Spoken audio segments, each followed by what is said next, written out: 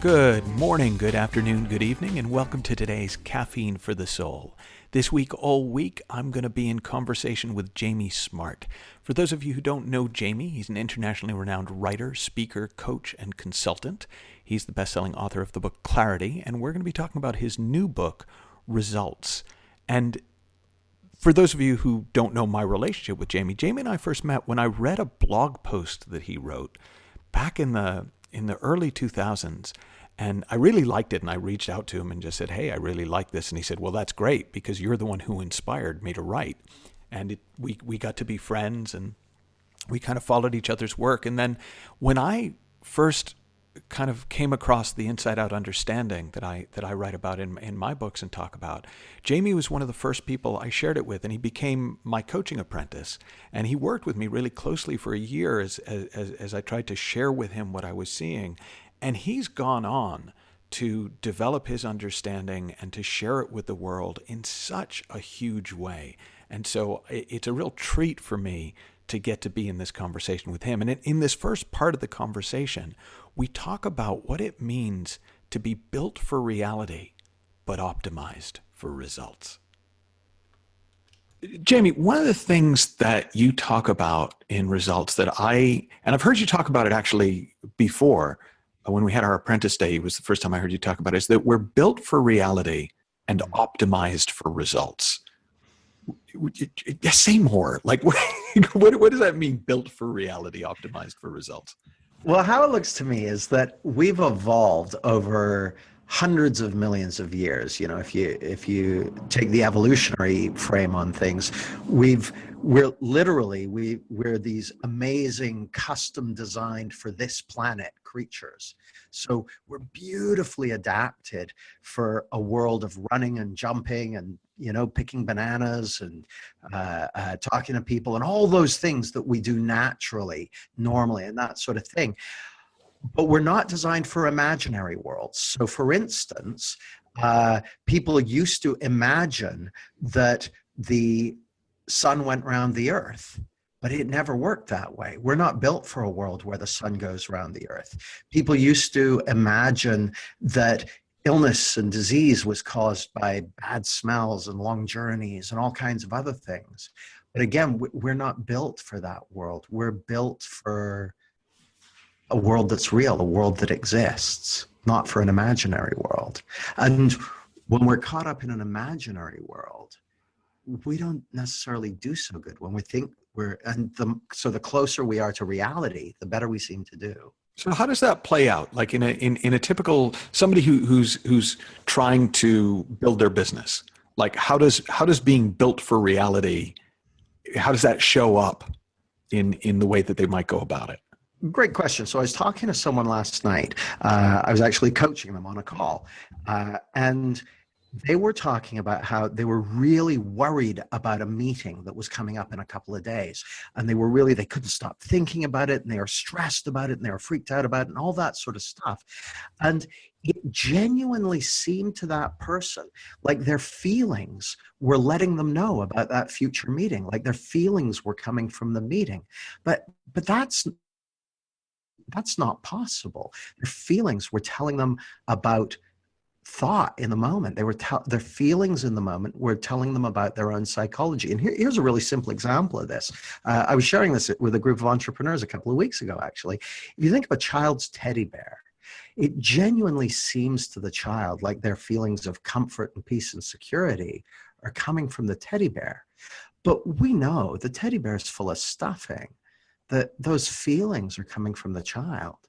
They're attributing it to the teddy bear, but it's coming from the child.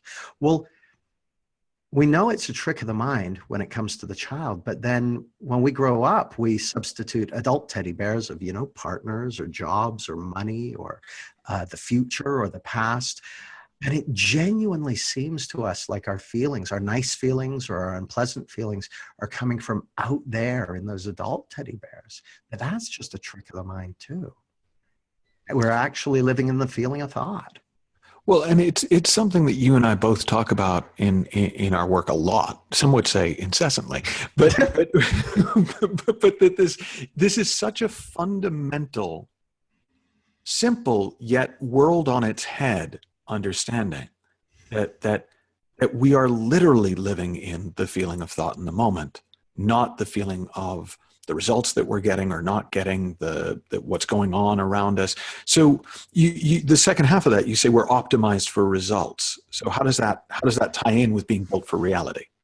Well, everyone can relate to those times when you're doing something you don't even have to think about it. It's so natural, so normal, it's just automatic. Like, let's take something like walking, something very, very simple. Most of us on a day-to-day basis can walk without having to give it any conscious thought at all. And pretty much any area of life where we're delivering great results, where we're really, intuitive and responsive and present and all that sort of stuff, we don't have that much on our mind. The places where we struggle to get results tend to be the places where we've got a lot on our mind. Now, it turns out that the places where we've got a lot on our mind are the places where we're adrift from reality. The more connected we are with reality, the less what I call contaminated thinking gets generated. And by contaminated thinking, I just mean thinking that's generated from the mistaken belief that we're feeling something other than thought in the moment, that we're feeling the future. So I'll take it back to the clients I was talking about. Their problem wasn't that they had trouble being present for the meeting or responsive in the meeting or creative in the meeting or any of that stuff. Their problem was they were generating tons of freaked out thinking and feeling because they believed that their feelings were letting them know about the future. So that's an interesting notion. So essentially, the very thing that we think is preparing us to be better at creating results, which is thinking about the future and imagining how it would go, is interfering with this natural ability to show up and do great work. Well, yes and no, and let me facet that a little bit. It can be totally practical and useful to think about the future. Like if I'm going on a trip next week or want to build a house or I'm designing a launch campaign or something like that, it's essential to be able to think through future steps and make plans and that sort of thing. And, we all have many occasions in life where it's totally sensible and reasonable to do that. That's not a problem. That's absolutely fine. It becomes a problem the moment we believe that our feelings now are telling us about that future event. The moment we believe that our feelings are telling us about the future and not thought in the moment, then we've potentially created, this is for nice things as well as unpleasant things. If I believe my feelings are telling me about a future unpleasant event, then I can, all of a sudden, I'm not present right now because I'm thinking about the future and I'm getting freaked out. And it seems almost like I'm at the mercy of that future event, that talk I have to give or that meeting I'm going to or that, whatever it is. Well, the moment I wake up to the fact, remember, we're built for reality. The moment I wake up to the fact, oh, you're feeling thought right now, not that future event. It brings you back into the moment, back into the reality you're built for. And what you discover is the moment you're realigned with reality, you know what to do. You have the instincts, and sometimes what to do is, well, I'm going to wait or I'm going to sleep on it. We've all said that. I'll just sleep on it, see how it looks in the morning. The moment we're back in reality, the moment we're out of that misunderstanding that our feelings are telling us about the future or the past or other people or the success or the failure or whatever it might be, then we're back in the reality that we're built for. As I listen back to that, I really love that simple notion of being designed to work really well in the real world.